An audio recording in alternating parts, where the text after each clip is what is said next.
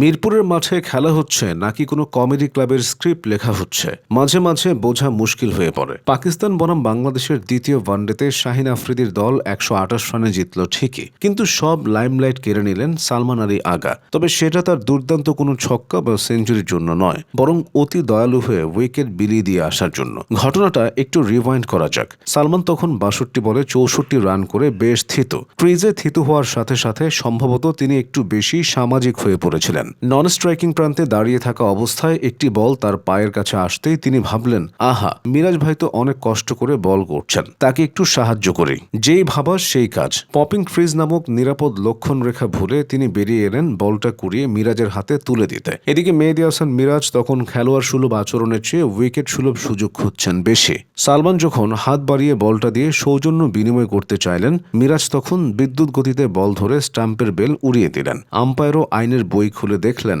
হ্যাঁ, সালমান তো তার নিরাপদ লক্ষণ রেখার বাইরে দাঁড়িয়ে আছেন। ফলাফল আঙুল উঠল আকাশে, আর সালমান চললেন ড্রেসিং রুমের দিকে। এই অদ্ভুত আউট দেখে গ্যালারিতে বসা দর্শকরা হাসবেন নাকি কাঁদবেন বুঝতে পারছিলেন না। সালমান অবশ্য মাঠেই তার বিরক্তি প্রকাশ করলেন, হেলমেট আর গ্লাভস ছুড়ে, যেন তিনি বলতে চাইলেন, ভাই, আমি তো শুধু সাহায্য করতে চেয়েছিলাম, তোমরা এত সিরিয়াস কেন? অথচ ক্রিকেটের নিয়মটা বেশ খটমটে। ক্রিজের বাইরে গেলে আপনি পর্যটক, আর পর্যটক হলেই আউট হওয়ার রিস্ক থাকে। তবে এই হাসির খোরাক শুধু মাঠেই সীমাবদ্ধ থাকেনি, সীমান্ত পেরিয়ে চলে গেছে শুধু রাওয়ালপিন্ডিতেও। রাওয়ালপিন্ডি ট্রাফিক পুলিশ বোধহয় এমন একটা সুযোগেরই অপেক্ষায় ছিল। তারা সালমানের ওই উবু হয়ে বল কুড়ানোর ছবিটা এক্সে পোস্ট করে দিয়ে লিখলো এক অমর বাণী। তাদের বক্তব্য পরিষ্কার, ভাইজান, রাস্তা হোক বা মাঠ, অসতর্ক হলে নির্ঘাত বিপদ। পুলিশের ভাষায় সালমান যেমন নিজের সীমানা ভুলে বল নিয়ে কারিকুরি করতে গিয়ে আউট হয়েছেন, সাধারণ মানুষও যদি ট্রাফিক সিগন্যাল বা জেব্রা ক্রসিং এর নিয়ম ভুলে রাস্তা আমার বাপের মনে করে হাঁটাচলা করে, তবে তাদের জীবনের স্টাম্পও যে কোনো সময় উপড়ে যেতে পারে। তারা বোঝাতে চাইলেন, নিজেকে নিরাপদ রাখার দায়িত্ব আপনার নিজের।